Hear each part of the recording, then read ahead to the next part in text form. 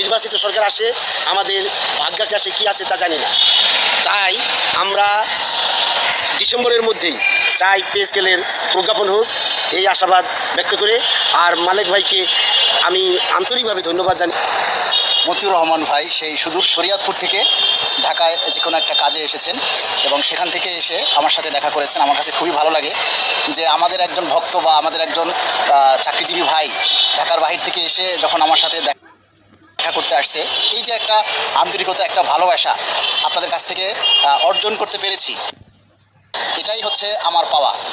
দাবি বাস্তবায়ন হলে তো সবাই পাবে, সেটা ভিন্ন কথা, কিন্তু কারো ভালোবাসা পাওয়াটা সেটা হচ্ছে ভাগ্যের ব্যাপার।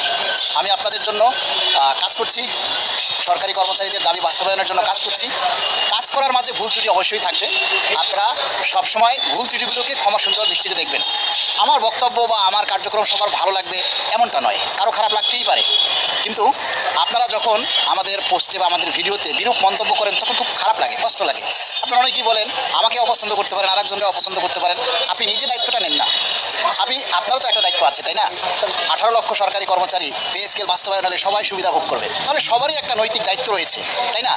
মানুষ কায়িক শ্রম দিয়ে উপকার করতে পারে, মানুষ মেধা দিয়ে উপকার করতে পারে, মানুষ প্রশংসা পরামর্শ দিয়ে উপকার করতে পারে, আর্থিকভাবে উপকার করতে পারে। উপকার করার মন মানসিকতা যখন আপনার থাকবে, আপনি বিভিন্নভাবে আপনি সহায়তা করতে পারেন, যদি আপনার সেই মন মানসিকতাটা থাকে।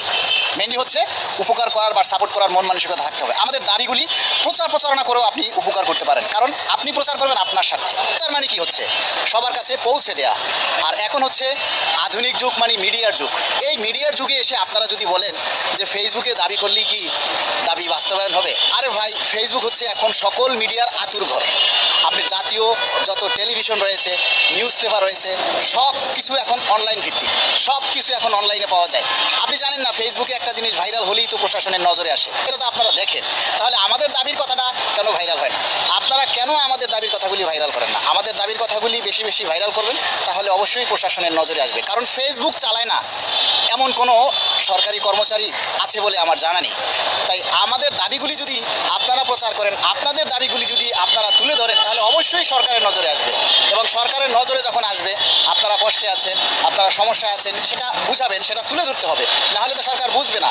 কারণ আমরা 1 থেকে 20তম গ্রেড সবাই কিন্তু একই বাজার থেকে বাজার করি, একই দামের চাল ডাল কিনি, কিন্তু আমরা বেতন ভাতা সবার জন্য আলাদা আলাদা, ভিন্ন ভিন্ন, সেটা থাকবে, গ্রেড ভিত্তিক ভিন্ন ভিন্ন তো থাকবে।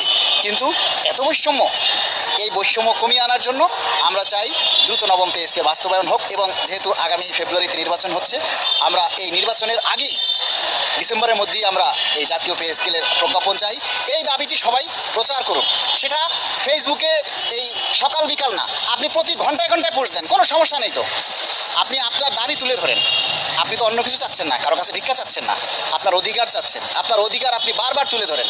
আরে বাচ্চা না কাঁদলে মা দুধ দেয় না। আপনি যখন ছোটোবেলায় ছোট শিশু ছিলেন, আপনি না কাঁদলে আপনার মা দুধ দেয়নি, যাই আপনার মাকে জিজ্ঞেস করেন। তাহলে সরকার কেন আপনাকে দিবে? সরকারের কাছে বারবার চাইতে হবে, বেশি বেশি চাইতে হবে। বেশি বেশি যখন চাইবে, তখন সেখান থেকে কাটছাট করে আপনাকে যা দেয়। আপনি যদি চাইতেই কম চান, তাহলে সেখান থেকে তো দিবে আরও কম, তাই না? এই জন্য সবাই দাবিগুলি তুলে ধরবেন। ধন্যবাদ সবাইকে। আর সবচেয়ে বেশি ধন্যবাদ দিচ্ছি মতিউর রহমান ভাইকে, এত দূর থেকে আমার সাথে সাক্ষাৎ করতে এসেছেন, এই জন্য আমি কৃতজ্ঞ। যারা আমাকে পছন্দ করেন, আমাকে সাপোর্ট করেন, সবার প্রতি কৃতজ্ঞ। আসসালামু আলাইকুম।